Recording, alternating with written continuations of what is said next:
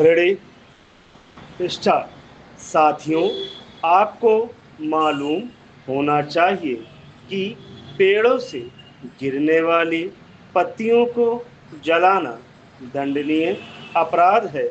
पत्तियां जलाने के संबंध में समय समय पर अदालत और हरित न्यायाधिकरण महकमे से आदेश जारी होते रहे हैं। मानना पड़ेगा कि इस कानून का अमल करने वाली संस्था में संसाधन और समुचित अमला नहीं होने के कारण पालन सुनिश्चित नहीं हो पा रहा है। नगर को साफ रखने का जिम्मा निभाने वाले स्थानीय निकाय कूड़े के रूप में पेड़ से गिरी पत्तियों को जला देते हैं। दरअसल इनको जलाने से उत्पन्न प्रदूषण खतरनाक होता है। प्रकृति के अनेक तत्वों को संतुलन बनाए रखने में सूखी पत्तियों की बड़ी भूमिका होती है। पैराग्राफ 10। पेड़ की हरी पत्तियों में मौजूद क्लोरोफिल हमें ऑक्सीजन देता है और पेड़ों के लिए शर्करा युक्त भोजन उपजाता है। जब पत्तियों का क्लोरोफिल चुक जाता है और वे पीली पड़ जाती हैं, तब भी उनमें नाइट्रोजन, प्रोटीन, विटामिन, स्टार्च और शर्करा का खजाना होता है। ऐसी पत्तियों को जलाया जाता है तो कार्बन, हाइड्रोजन, नाइट्रोजन और सल्फर से बने रसायन उत्सर्जित होते हैं, जिससे वायुमंडल में नमी और ऑक्सीजन नष्ट हो जाता है। इनसे निकलने वाली गैस वातावरण को जहरीली बना देती है। पत्तियों के तेज जलने की तुलना में धीरे धीरे सुलगना अधिक महत्वपूर्ण होता है। इससे वाहनों से निकलने वाले धुएं के बराबर जहर फैलता है।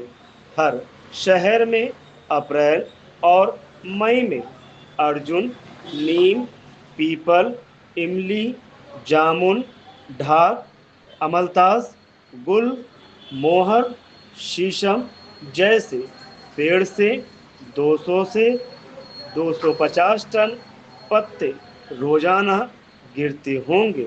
अगर पत्तों को यूं ही पड़ा रहने दिया जाए तो जमीन का तापमान कम होगा और मिट्टी की नमी बरकरार रहेगी।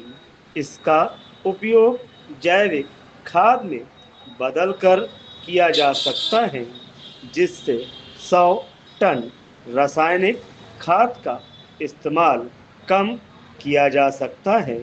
सूखी पत्तियों पर्यावरण की मित्र हो सकती हैं।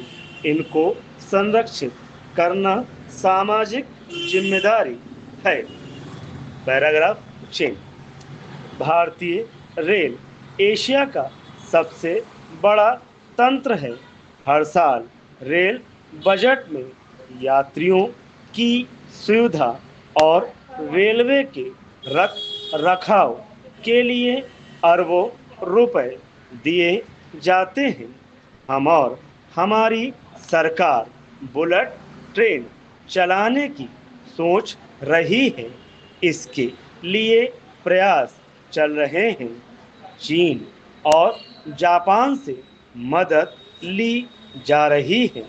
दूसरी ओर भारतीय रेल व्यवस्था ऐसी है कि लगभग हर 6 महीने में एक न एक बड़े रेल हादसे की खबर सुनने में आ जाती है। पिछले 9 महीनों में कई छोटे बड़े हादसे बहुत हो चुके हैं। छोटे मोटे रेल हादसे एशिया के सबसे बड़े तंत्र की खोखली सच्चाई बताने के लिए काफ़ी हैं। देहरादून से वाराणसी जा रही जनता एक्सप्रेस की दुर्घटना के बारे में बताया जा रहा है कि ब्रेक फेल होने के कारण यह हादसा हुआ, जिसमें थोड़े से लोगों की जान चली गई और सैकड़ों लोग घायल हो गए। इसका मतलब यह नहीं है कि सबसे बड़े तंत्र हमारे पास नहीं हैं।